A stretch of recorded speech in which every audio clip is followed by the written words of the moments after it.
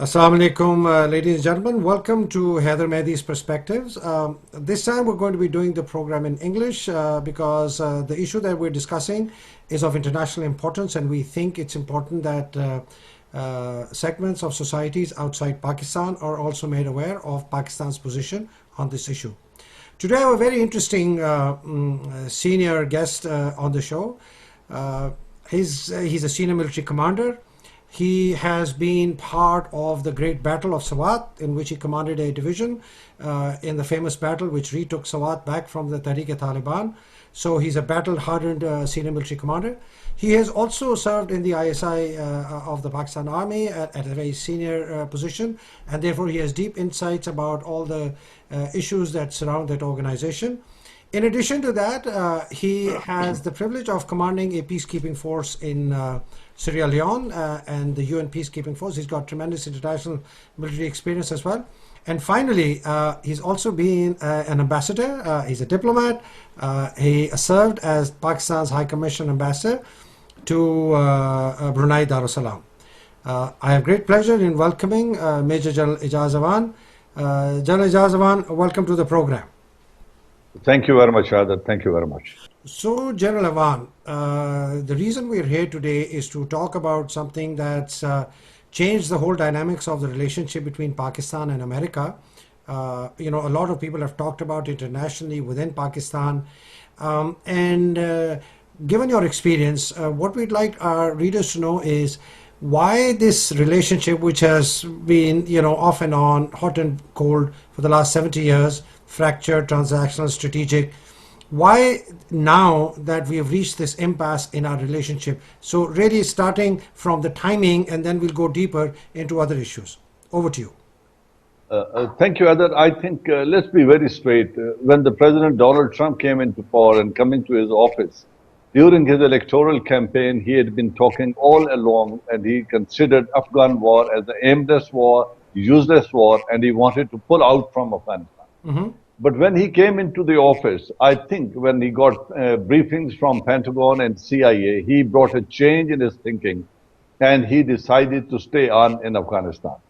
And there he was informed, or he was briefed, and he was told probably that the difficulties in Afghanistan that they cannot get out are due to Pakistan, and they have not succeeded in 16 long years in Afghanistan despite having spent billions and billions of rupees.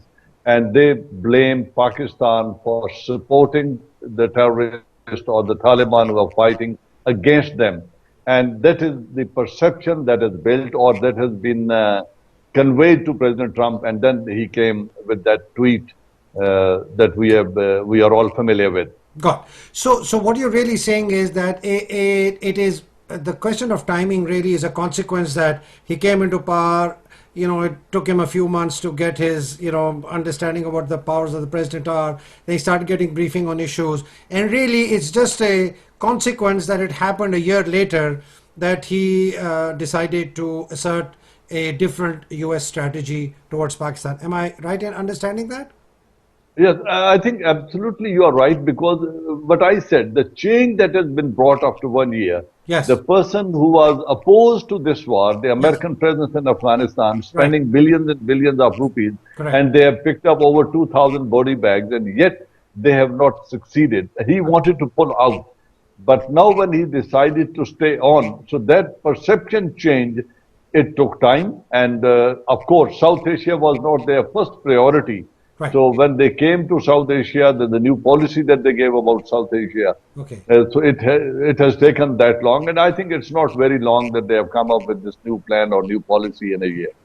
So in your perception, I'm not saying that you also represent the perception of the senior military leadership in the Pakistan Army, but in your perception, how much of this had to do with Trump himself as an individual, the nature of the tweet at 7 o'clock in the morning on New Year's Eve, and how much of that had to do with a well thought out strategy which started with their August announcement of their Afghan policy, and then I think there was a national security strategy which was also published on December 17th.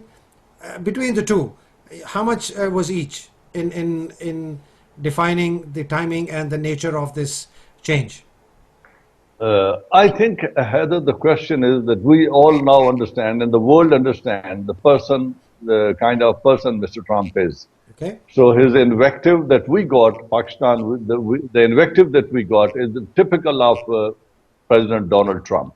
Okay. But then the change in perception is as the national policy, as a strategy policy, which is based on the, I would say, I would not go into the theories of 16 years history or 60 or 70 years history of Indo-Pakistan Pakistan-America cooperation, Correct. betrayal Yes. and going back and abandoning. It's Let me come irrelevant. straight to the, yeah, it's irrelevant. Let me coming straight to the Afghan issue Yes. and their presence in Afghan. I think there are two perceptions that are deep-seated, and because of those perceptions, the difference or this impasse that we are presently facing is there.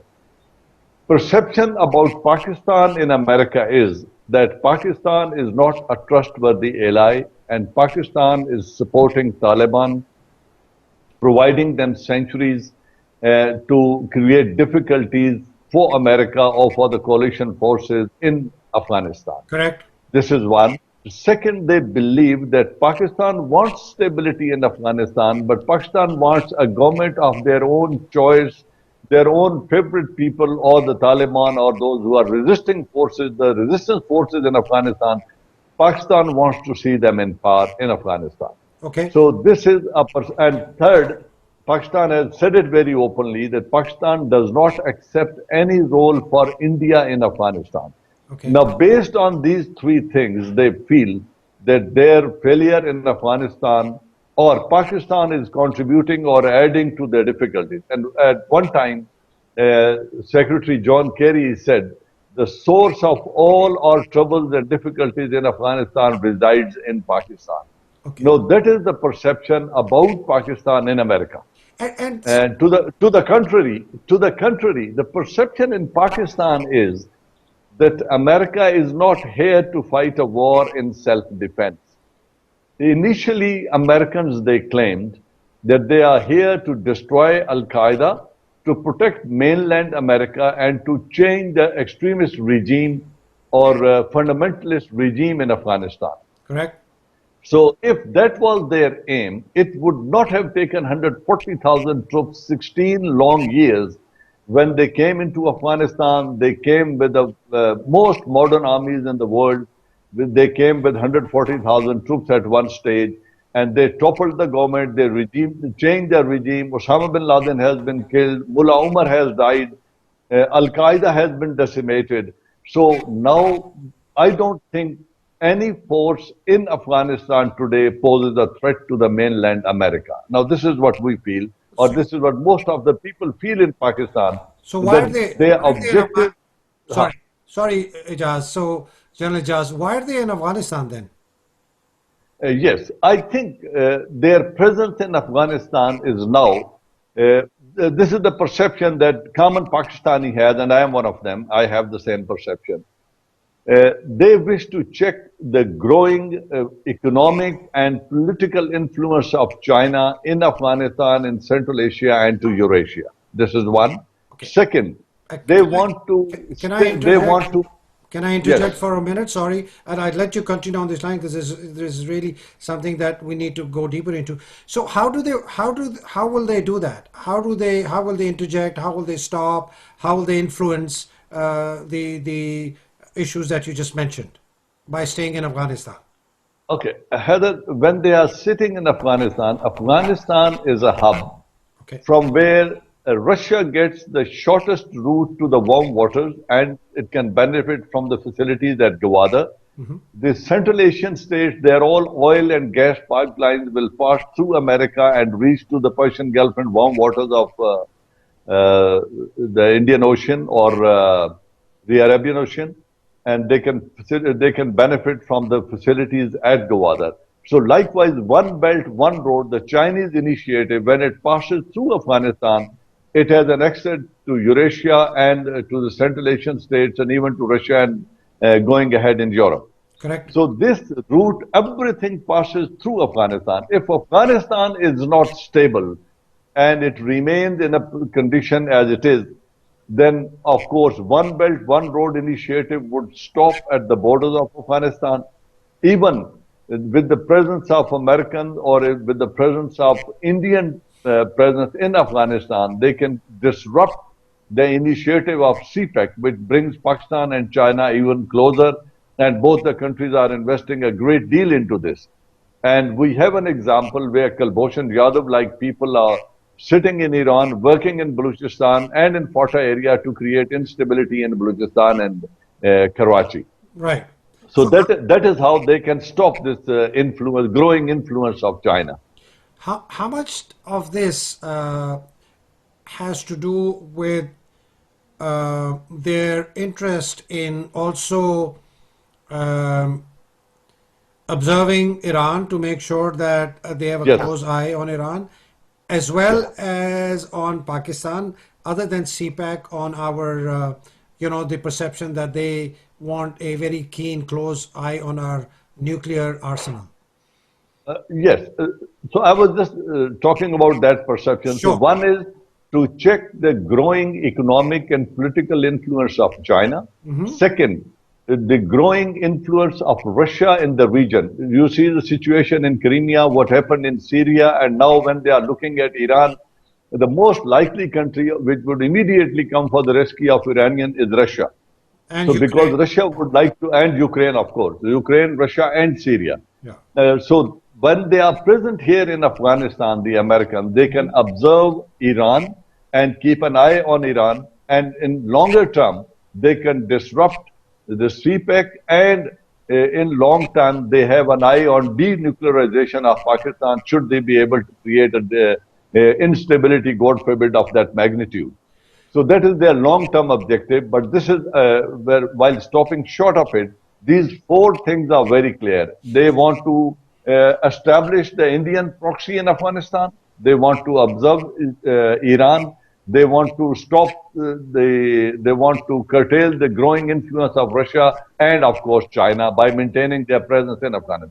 General Awan, this is so interesting. When I talk to people here in North America, and some of them are what you would call, insiders in Washington, diplomats, or people who are, close to the powers to be think tanks, etc. They kind of laugh it off, and they say, oh, you know what, this is Pakistan's perception, which is really wrong. Pakistan has been providing safe havens to, the Haqqani network and to these Taliban. And really, why would America have these global hegemonistic designs? And when I said, well, read your national security strategy, which was issued, hardly 2-3 weeks ago. That lays out a plan for total global domination, and your biggest enemies on there is China. But there is that perception, so they don't even want to even consider this perspective that you are perspecting. Why is that? Why have we not been able to really create a voice which said, hey, listen, there is much more to it than your Haqqani network, which I'm going to ask you, even if it does exist, where is it? How, what's the truth in that? Heather, well, I think if anyone is talking about American failure because of Haqqanis, that's unfair. You think 140,000 troops of the most modern armies in the world, led by United States of America, if someone feels that they have not succeeded because of 100 or 1,000 or 1,500 Haqqanis, then I think they are not talking sense. Because it is not 1,500 to 2,000 Haqqanis who can deny them success in Afghanistan. In fact, what they are not realizing is that this adventure, American adventure, I would say, which was initiated in self-defense, it started with arrogance and I would say, and anger. And anything that starts in anger ends in shame. It should be very clear. One, when they are in Afghanistan and they are fighting against three realities which they are not realizing. One, they are fighting against the geography. Second, they are fighting against culture. and third, they are fighting against the history of Afghans. Now, coming to the first, if they think they are fighting and they want to bring normalcy in Afghanistan and they do not want to consider the sensitivities of the neighboring countries or the region, the entire region, if they think they can ignore Pakistan, they can ignore Russia, they can ignore Central Asian states, they can ignore Iran, and they can even ignore China, and yet they will succeed in Afghanistan. And the first, and yet another thing, if they think they can ignore more than 60% population of Afghanistan, which is Pashtun, so with 40% Uzbeks and Hazaras and other people Yes. and Panjshiris, if they think they can dominate Afghanistan and establish Western type of democracy in Afghanistan, I think their entire narrative is flawed. Totally. So and culture. Afghans have a different culture altogether. They have never had a democracy in the days of Zahir Shah, in the days of Dawood and Zahir Shah, and they've never had a Western democracy. Now, what they are telling them is to have strong center and dependent provinces, whereas in Afghanistan it has always been the other way around. Now, look at this present example that President Governor Nur Muhammad is not leaving the slot, not leaving his post despite the presidential orders. And what is his name? I'm forgetting. General Abdul Razak. He is the chief of police, and he is not handing over the charge to his successor despite presidential orders. So that is the kind of independence that Afghans always had, It is and they totally have. tribal. Yes, it is Totally total tribal setup. Total tribal setup. Okay. So, And another thing, culturally, they have never accepted a non-Muslim domination or occupation forces in Afghanistan. Historically, it has been known as the graveyard of empires. Right. British, they left from here bleeding. Russian, USSR left with 60,000 body bags, and America is struggling for the last 16 years in Afghanistan. so this So is, when these are the realities, one should come to terms with realities to evolve a strategy which is workable in Afghanistan. General Awan, having understood this, from people who belong to the region, and for this is so obvious. It is like 2 + 2 is equal to 4. The question is, even after 16 years or 17 years of their presence there, and having learned, I am sure, the realities which you have articulated, why are they pursuing a policy which is inevitably going to end in failure? Well, as I said earlier, the perception that we have by maintaining their presence for another 5 to 10 years with the same pace as they are keeping now, it's a very powerful country. America is a very resourceful country, and they can maintain their presence of 15,000 troops. Now, one thing that I forgot to mention, and I think it's known to everyone, the war which they could not win with 140,000 troops, if with changing the rules of engagement and with 15,000 troops, if somebody thinks they can win the same war, I think it's not realistic assessment. So what they want is, they wish to maintain their presence and want to keep Afghanistan destabilized at a level where it is now, while making the American people realize that their foreign policy initiative is justified and it is in self-defense. So that is what they keep selling to the people in the United States of America, and they are maintaining their presence here to check essentially the points that I mentioned earlier. I understand. I understand the foreign policy objectives that they have, and I also understand that they need to sell a story to the American public and have the bogeyman of the Haqqani network, which you're going to talk about a little. What I don't understand is that I'm sure there are people in the American administration who have deeper insights into the Afghan situation and Pakistan, perhaps as good as yours, and they see the inevitable consequences of such a policy, which will lead to failure, clearly. Why? And I'm sure the American administration knows it.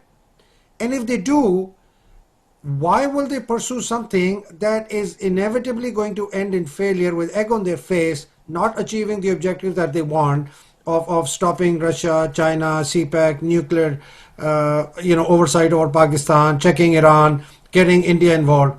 Why would they pursue such a foolhardy proposition in Afghanistan?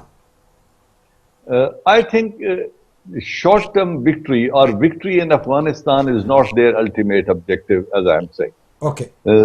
If they can maintain their presence and deny China for another 1 decade the Okay. access to the Central Asian resources, Okay. Okay. because Okay. China's appetite for energy is too big, too much. Right. So if they can deny them access to the Central Asian oil and gas resources, Right. and if they can deny Russia access to the warm waters and their own oil and gas, because Russia is one of the biggest producer of oil and gas.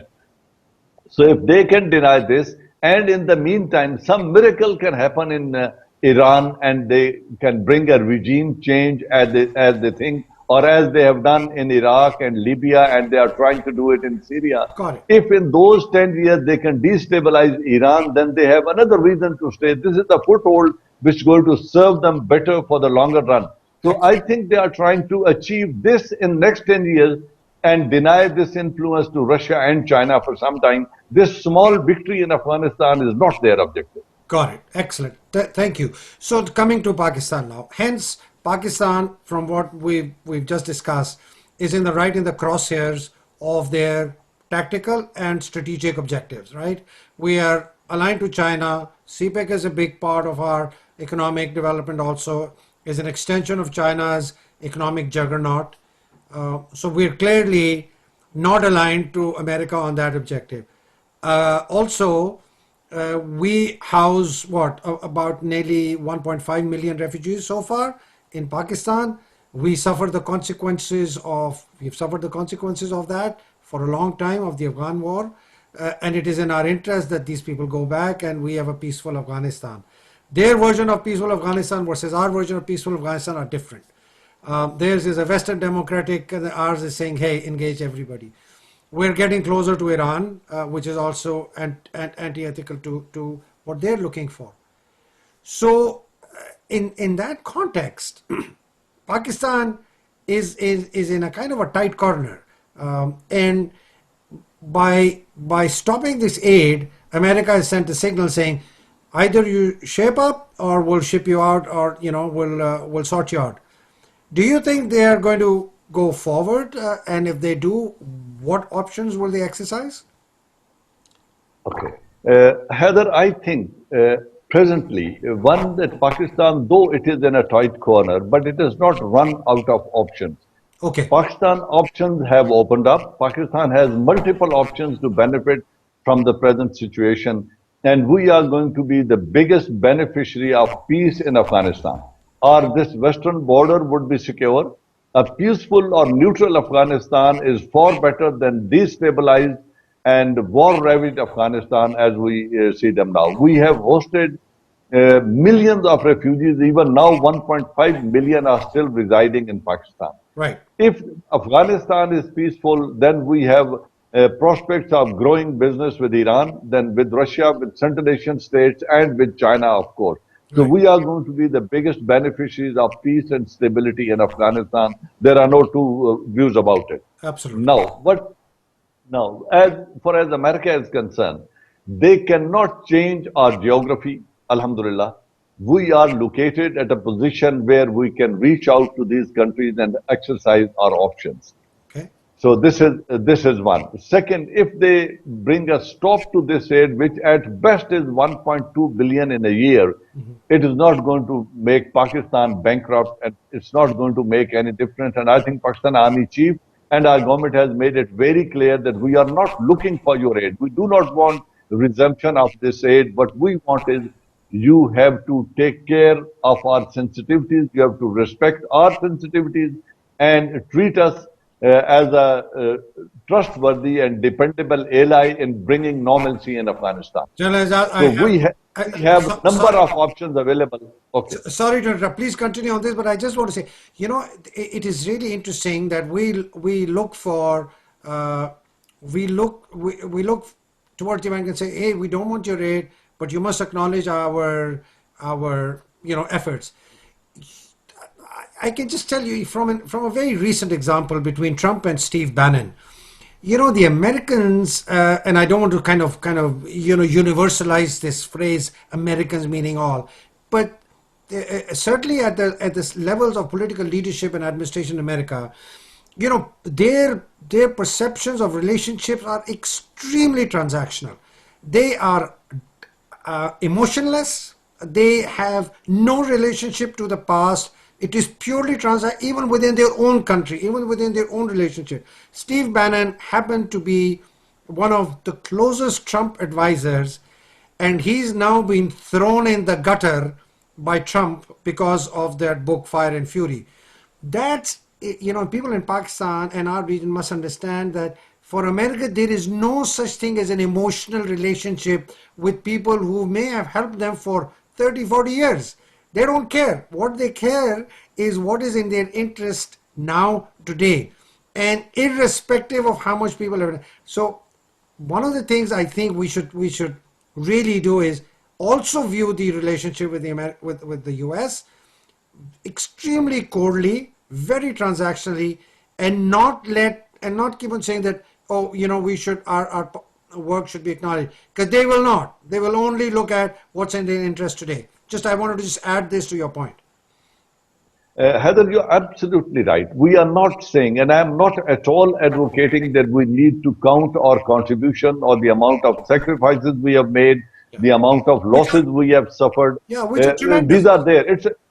These are tremendous. We have lost more than what we have gained. Correct. But having done that, I consider this was our war and we had to fight it, because when we fought in Malakand Division and 8 districts of Malakand Division, we were not fighting their war. Anyway, right. The question is that I take it as a personal insult to my country when they say this is transactional relationship. We were not mercenaries.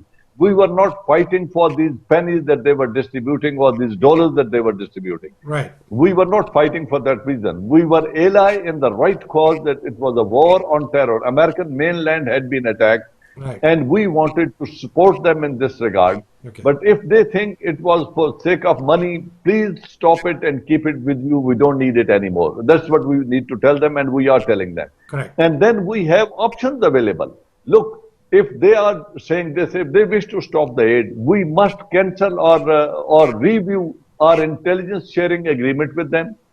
We should review the terms and conditions of ground lines of communication.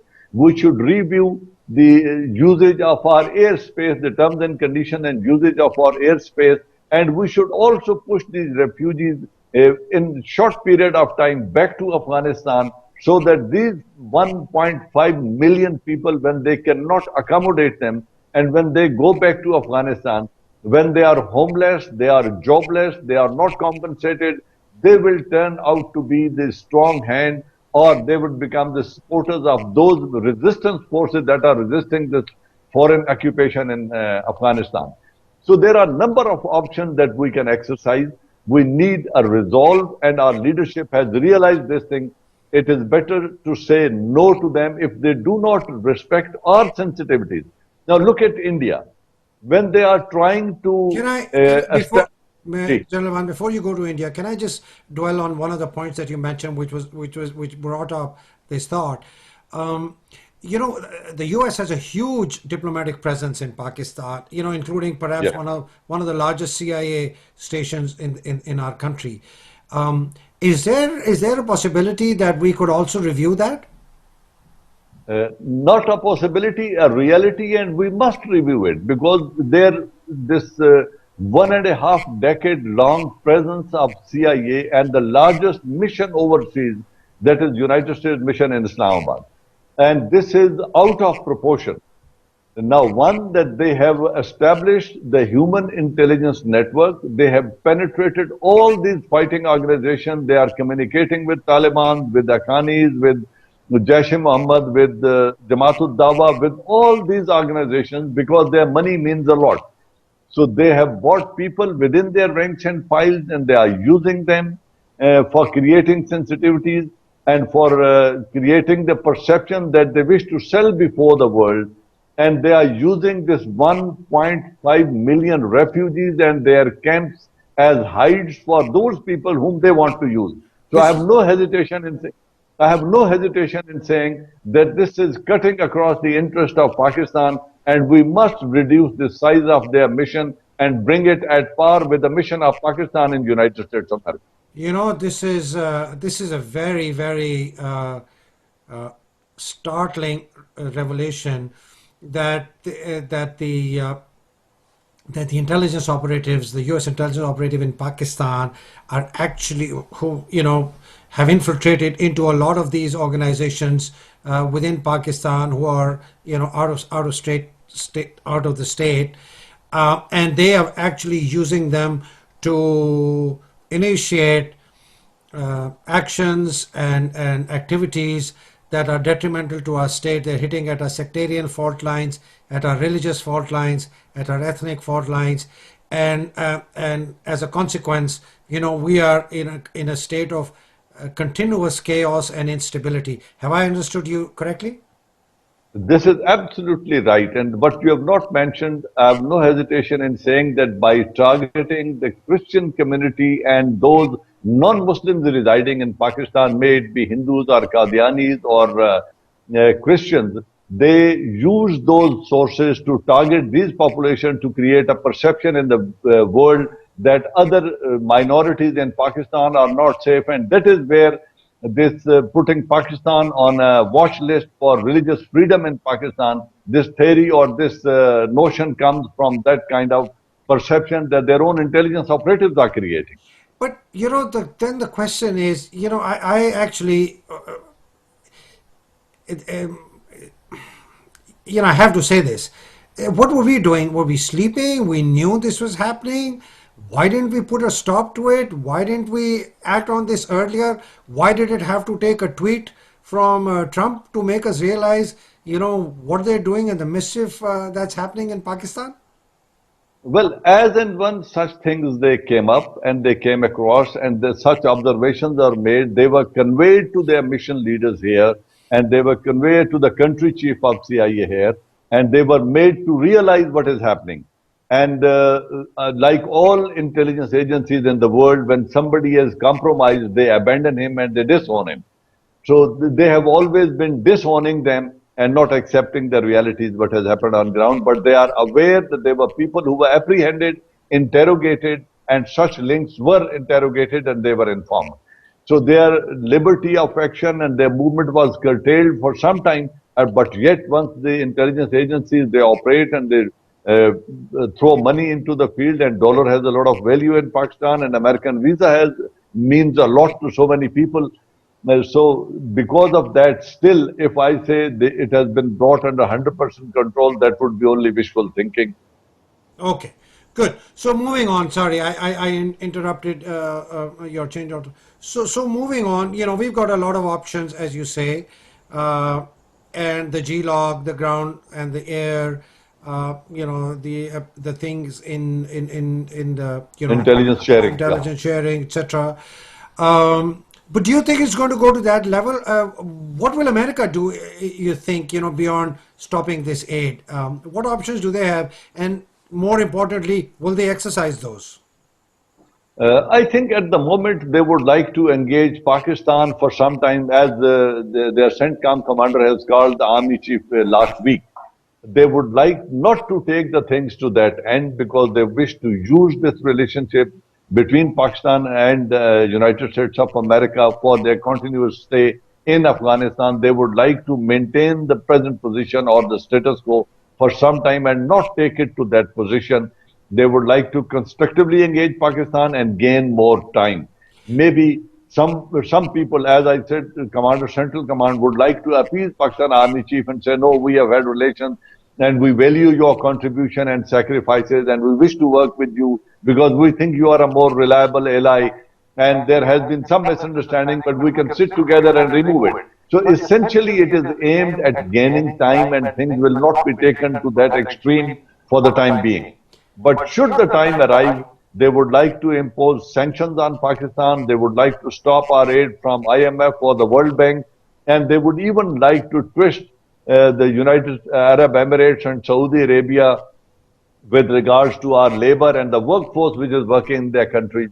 So they would like to exercise all such options, and they may even like to create greater sensitivities on our eastern border and western border. And they would like to create, as I would say, attrition of Pakistani troops operating in Afghanistan and Quetta area with the help of the Afghan people and with the help of Taliban and those proxies that are there in Afghanistan. So it's very interesting you say that. I can understand what's happening on the western border, but do you think they will use India to initiate some kind of pressure on Pakistan? And if so, what kind of pressure do you think that'll be? I think this present nonsensical statement that we have received just yesterday that came from the Indian Armed Forces Chief Bipin Rawat, when he says we'll call Pakistan nuclear bluff and we are prepared to take initiative should the government order us. So that is the kind of pressure that they are trying to build, and this comes when Netanyahu is on a visit to India. Hmm. So that kind of pressure they would like to create, but I'm sure India is not in a position to undertake any adventure or misadventure, I would say, across the line of control or in mainland Pakistan. They would not like to do it. Yes, they have already done over 4,000 ceasefire violation, and they may do a few hundred more.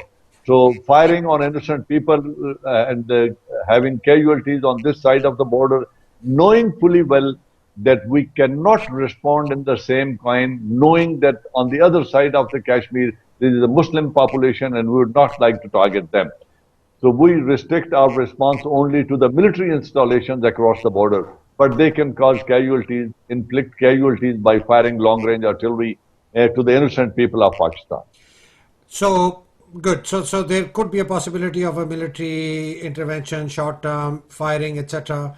Do you think the Indians would be, I don't want to say foolish enough, but run that risk of doing a cross border raid and then come back? No, not at all. I think they understand the Pakistani temperament very well. If they do it, they'll get a befitting response, a response which would be much greater than what they do. So they will never like to undertake any surgical strikes as they keep claiming now, and quite often they keep claiming Got it. that we would like to undertake or we have undertaken a surgical strike. Surgical strike on what? Do they want surgical strike in the air? There are no such facilities on this side of the border which are creating instability in Kashmir, which they would like to target. So they always claim that we struck the Mujahideen bases, but there are no bases. Yeah. We are the only country that allows United Nations observers to move across the border and visit entire line of control. To the contrary, Indians never allowed the United Nations military observers to come and observe the line of control. So You that know, is the kind of transparency that we are exercising. the tragedy of the Pakistan narrative is that it's not heard in the West at all. People just hear a one-sided narrative. For example, let me just give you an example. In the last 10 days, living in North America, I obviously monitor a lot of the media, etc., for my own research and my interviews with people like yourself. I did not hear a single person on American or Canadian television really presenting our perspective. I don't want to say that, but people who even represented us from a diplomatic perspective had an extremely weak, very ineffective response to what was happening. So that's one of the challenges that we have, and we are not heard. And I think there is an extremely important reason and rationale now that our narrative must be heard in the West, even though if it's a small voice, doesn't matter, must be heard. Heather, I absolutely agree with you, but look at the irony of the environment in Pakistan. Our political leadership, which is third time in power, and this Pakistan Muslim League known, has ruled this country for 35 years. And for first 4.5 years, they did not have the foreign minister for Pakistan. So Very sad. this is poor diplomacy or foreign policy that we have not been able to sell our narrative abroad. Look at even this prime minister who has been removed from the power, Mr. Nawaz Sharif. When Kulbhushan Yadav was arrested, he is in our custody. He has confessed, And this is a smoking gun with regards to state-sponsored terrorism in Pakistan by India. And yet the person spoke at the forum of United Nations General Assembly and did not mention the name of Kulbhushan Yadav. So Yeah. we can only blame our poor diplomacy, our poor foreign policy, and our political leadership that has not been able to sell our narrative abroad. I completely So I agree. think we need to put our house in order. I think so. I think it's very fair to say that, we should look inwards as well and sort of say, why are we, suffering the fate of a one-sided narrative? But going back to your earlier point on the options that America and Pakistan have. So I was talking to somebody and they said, you know what? Even if Pakistan were to block these line of communication, air and ground, America will go back, and they have several options. They can do air supply of military goods through the Kuwait, Bahrain, and Qatar military bases they have. They may actually even use India to supply non-military essentials through Chabahar via Iran. They may actually use private Indian contractors or foreign contractors to supply military goods through Chabahar again, Iran. And after Salala, when we had the blockade of these line of communications, they had been able to stockpile 6 months of equipment. So that was what I heard. So I'm really interested to know your perception on this narrative that I heard. Well, Heather, in my understanding, yes, it's a very powerful and a rich state. They can maybe sustain 15,000 troops in Afghanistan by air. They can do it from Qatar, they can do it from UAE, or they can do it from even India. One, it is going to cost them 3 times more, at least 3 times more than what it is costing them now. It's Second, actually the number is 6 times more from what I heard. maybe, yes, maybe it costs them, as I said, minimum 3 times, it may cost them 6 times more. But then let's realize one thing, and I think it makes this point very clear that they do not wish to win this war with these 15,000 troops. 15,000 troops are not a war-winning number that they can do. And then about the Afghan army, when you have the resources, you can raise an army of 400,000 strong, but you need, and this you can do in a period of 10 years, but you need a general, you need 4 decades to produce a general who would command the same army. Do they have that luxury of time at their disposal? And if they are looking at 40,000 from 40 years from now on, well, then I would say they can create this instability with 15,000 troops. They can maintain them, and they can keep Afghanistan in the present situation if it suits them. But if they want to get over with it and win the war and walk away, winning is not possible. Yes, if they are if their claim is for freedom and democracy, if they wish to give people of Afghanistan freedom and democracy, then I would suggest maybe what I think, they should take these 15,000 troops out. They should replace them with United Nations peacekeeping force and give due share to the 60% Afghans in Afghanistan. Hold a dialogue. That initiative and peaceful solution should be brought to Afghanistan, the solution that is owned by the people of Afghanistan. And I think that is the way forward. As long as this is a non-Muslim occupation force which keeps occupying Afghanistan and keeps using air force and artillery and gunships to bring casualties and miseries to the people of Afghanistan, the normalcy is not going to return to Afghanistan. Thank you. Wonderful. Last 2 questions. And one is really the Haqqani network. General Ijaz, with your experience, insight, and all that, what is this Haqqani network? Does it even exist, or it's a figment of the imagination of the American, narrative? And what is our role in what the Americans say, providing safe havens? Please dwell on that a bit.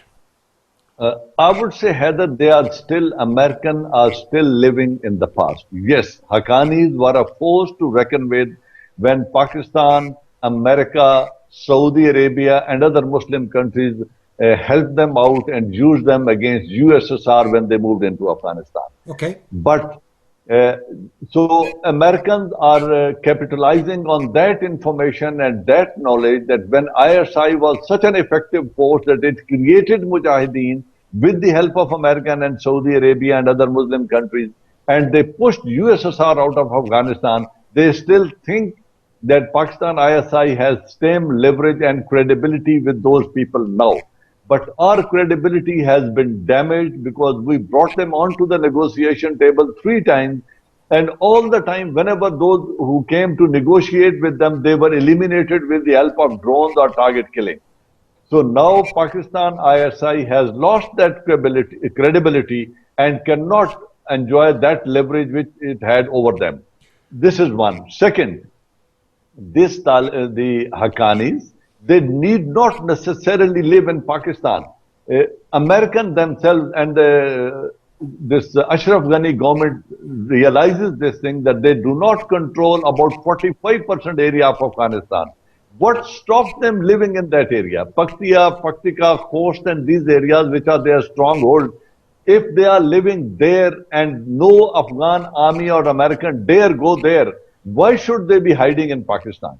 When already 45% of Afghanistan is in their control, do they still need to live in Afghanistan where we are fighting them? And third thing is that we have carried out 7 major operations in these agencies areas. And we have used all available resources that we had at our disposal and we have cleared all those areas. Now at best, if there is some hideout in Shawal area where they are hiding in some mountains and caves, then they may be in very large number. I think we all understand the concept of sanctuaries. It is not a state policy to provide them any sanctuaries, any protection, give them training and launch them against Americans in Afghanistan. Why should we be doing it? When I said everyone realizes that peaceful Afghanistan, Pakistan has much to gain economically and in terms of peace and stability if Afghanistan is stable. So why should we be doing it? Excellent. So And I think if they need the area, then they have 45% of Afghan mainland at their disposal to train and to have sanctuaries and to carry out operations against the unity government or against the occupation forces of America. yes, and this brings up the question, really a corollary of your what you just said, is that I think what the Americans now at one understands is they're saying anyone who amongst their leadership even comes over to Pakistan for R&R, rest and recreation, hospitals, etc., kill them or hand them over to us. And that's all they really. I mean, they know there are no sanctuaries. Clearly, when the 3 American senior leaders visited Pakistan, met with General Bajwa, went to to FATA, all I believe, and I've heard it from very reliable sources, all agreed. Yes, there are no sanctuaries. I think General Bajwa, the army chief, actually offered and said, if you ever find a sanctuary, you're at free liberty to come and bomb it and drone it, and we will fully support you. You don't even have to tell us that there's a sanctuary there. Just go and bomb it, and they know there isn't any. So I think this bogey of sanctuaries and safe havens doesn't exist, and they know it. I think what they're after is trying to, from what I hear, is trying to get their senior leadership eliminated. So they hope that once the leadership is eliminated, the resistance will crumble. There's a counter narrative that was shared with them, which is if you get rid of this leadership, neither you, neither us will know who they are. It's a black hole, and there's a likelihood that they'll become much more extreme and fall into the kind of Daesh type militant, highly violent bodies which no one will be able to control. It will result in a much, much, much more serious situation, especially for us in Pakistan. What do you make of that? Yes, Heather, I think first of all, their concept of rest and recreation is entirely different than Europe. So there is no such facility of rest and recreation for which they would like to come to Pakistan. I Their kind of rest and recreation, they can have it in about 45% of mainland Afghanistan. Okay. Second point that you made is very, very important point that should they lose, and we would like them to lose, should they lose their leadership, then this force is going to disintegrate and form part of either Al Qaeda or Daesh or other militants because they do not have a regimentation like the armies of the world. There is no such thing as regimentation. A fighter who is fighting for a particular cause for the freedom of Afghanistan or against the occupation forces, as they call it, who is fighting, he would like to fight it under any banner that is available, under any leadership that is serving the same cause. So I'm not saying that we should protect their leadership, but if there is any, they should share that intelligence information. And I'm not sure whether General Bajwa would like them to target. And I think this was an old understanding, but now the terms are very clear. Should they have any information inside Pakistan about the presence of any militant leader, Haqqani leaders, or anyone, they should share this information, and Pakistan would like to undertake action. Now, look what we are doing. If they are crossing over to Afghanistan, we are constructing 2,610 kilometer long fence along the Pak-Afghan border. We are building 700 forts, and it is costing us billions of rupees to do that. And if we are doing it, we have already offered them that let's have a joint monitoring of this fence from their side and from our side to ensure that there is no crossing of this border between Pakistan and Afghanistan. So what else they need to test our sincerity of the purpose when we are saying let's do it together. Fund this, and if you don't want to fund this, we are doing it. Just ensure joint monitoring of this fence so that nobody crosses over. So that is where our sincerity and clarity of purpose lies.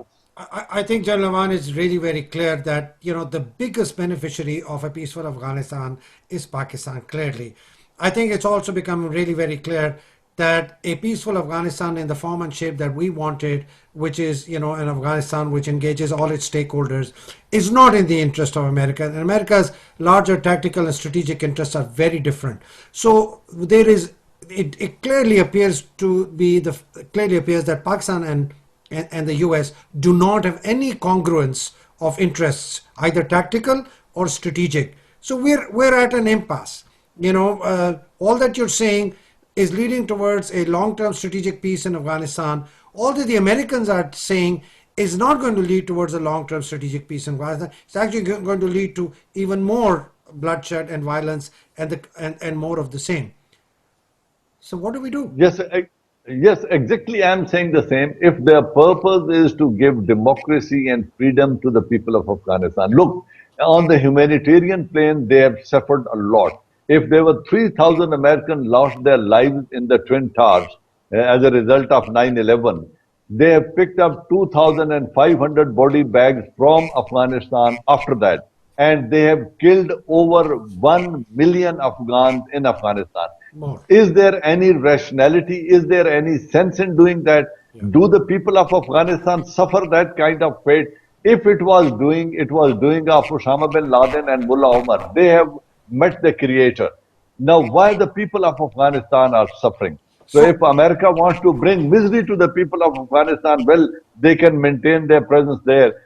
But if they want to see the return of normalcy, as I see with my limited vision and understanding, I think if there is a solution that is Afghan-led and Afghan-owned, it is through negotiation and best monitored under the United Nations Peacekeeper Force in Afghanistan, and I think stability can return to Afghanistan.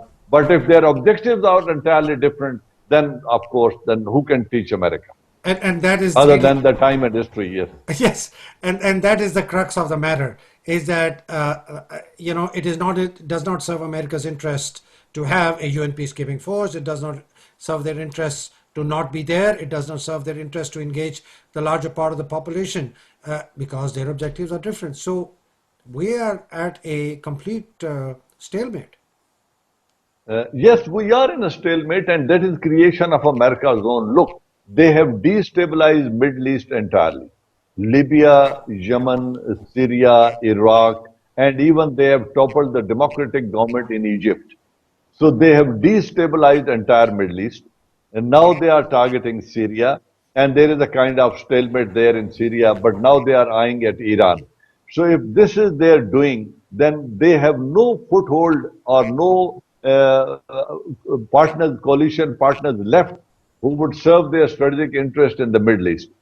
So if that is the thing, they would not like to withdraw their influence or they would not like to walk away from this oil-rich region and they would like to maintain their presence. So none of the five countries that I have counted is going to give them foothold. One is Qatar, which has already provided them a base, and second foothold is already available to them in the shape of Afghanistan. As I said, they can maintain, yes, I forgot to mention earlier, they can maintain 15,000 troops Yes, in yes, Afghanistan yes. today by air. But should they decide to withdraw the heavy investment and equipment that they have brought to Afghanistan, do they want to lift it by air or they want to hand it over to the fighting Taliban or Okay. the fighting Afghans? So Right. they would like to take it back and then they would need these ground lines of communication through Pakistan for carrying it back to mainland America. Jalawan, thank you very much. You know, I actually, ending on a rather sad note, I was looking at a statistic. You know, the Americans have done nothing to stop poppy cultivation in Afghanistan. The Yes. vast majority of funding that comes to extremist groups, including the dollars that is funding what we know today in Afghanistan, both within the government and outside, is a very, very tragic manifestation, illustration of the hypocrisy of American policy. I was looking at another statistic since 2002 to 2000, and I think it was 16, more than 300,000 deaths in America. 300,000 is because of overdose of drugs. So the American people are paying the consequences of an extremely foolhardy policy of their presence in Afghanistan, and really made Afghanistan one of the biggest, largest producers of narcotics and drug. And that's really the tragedy, and the people of the US do not realize that. Heather, I was in one of the seminars I attended as an observer in Serena Hotel, Islamabad. It was a seminar being held by the anti-narcotic forces that Okay. are operating in the region. And one of the figures that was quoted there, they said at the moment there is $10 billion worth heroin trade that is emanating from Afghanistan, mainland Afghanistan. Now, this had been brought to a few million in the days of Mullah Omar and that regime. Right. Poppy cultivation went down, record went down during the days of Mullah Omar. But now, what America is spending or giving to the unity government is $2 billion annually, whereas $10 billion worth of drug trade is taking place right under their nose from Afghanistan. And I doubt that American forces or the coalition forces of the Ashraf Ghani government, and they are not involved in it. I think it is now a trade which is keeping them there, and the war economy of Afghanistan is being sustained through drugs trade. I have no hesitation in saying, but I'm sorry I cannot give you the exact figures that were Yes. quoted there in that seminar. Okay. Okay. So really, as a conclusion, what we are saying is where Pakistan is, this may actually be good for us, because we're not going to be agreeing to what really is a very flimsy attempt by America to lay the blame for their entire failure in Afghanistan on saying, hand over two leaders or five leaders. Maybe it's good for us. Maybe we go into the Chinese camp even more. Maybe we create an international bloc, China, Russia, Pakistan, Has, Iran, okay. Turkey. The congruence between Turkey and Iran today is far greater than it was 3, 4 years ago. As you know, reluctance, acceptance of their role in Syria. I'm not so sure about the Gulf countries. They have their own, challenges, and Heather, they have to lie in the lap of America. But I think in many ways, I think it's really great for us that this has happened. What do you think? Heather, I think I would tend to agree with you. There is a Chinese saying that a good and friendly neighbor is better than the distant cousin. Okay. So if we have friendly neighbors like China and Russia is prepared to help us and kind of agreement with us in terms of military aid and so many other things. Iran, we have a lot in common in terms of religion and history and culture and cooperation. and likewise Turkey is very close to Pakistan. So if this in this regional alliances we tend to gain, should America get out of this, and should I would wish that America stops funding us and stops our aid, and even IMF and World Bank stops it, so that we realize and we can stand on our 2 feet. We are a very resourceful country. Unfortunately, the wrong fiscal policies, poor fiscal discipline, and corruption has brought us to this level where we are amassing our international debt and getting the dictates or listening this invective that we listened just now from United States of America. I Totally. think it may be a blessing in disguise. I think it is. I think it's good for Pakistan.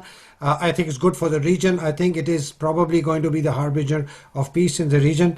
General Awan, thank you so much. You know, it was most insightful, really added a lot to my understanding, and I'm sure to the understanding of our viewers who will hear. I hope this reaches the voices, this reaches the ears of people who need to hear an alternative narrative, a counter narrative, a perspective that comes from somebody as experienced as yours. Thank you very much for joining us today, and I'm sure we'll have you on at future dates as well. So thank you very much. Thank you very much, Adar. It was a pleasure talking to you. Thank you very much. And ladies and gentlemen, this was General Ijaz Awan. You know, you couldn't have had it better than someone who's been a military commander, a diplomat, a person who was at the center of things as a senior intelligence commander as well, a great instructor, a person who's seen everything, done everything, who's led from the front. His insights and his understanding and his narratives are really something that hopefully will add to better and informed information about what's happening in Afghanistan and the relationships between Pakistan and the US. So thank you very much for watching. This is Heather Mehdi wishing you all the best and hope to see you soon in our next program. Khuda Hafiz. Wish you all the best. Bye-bye.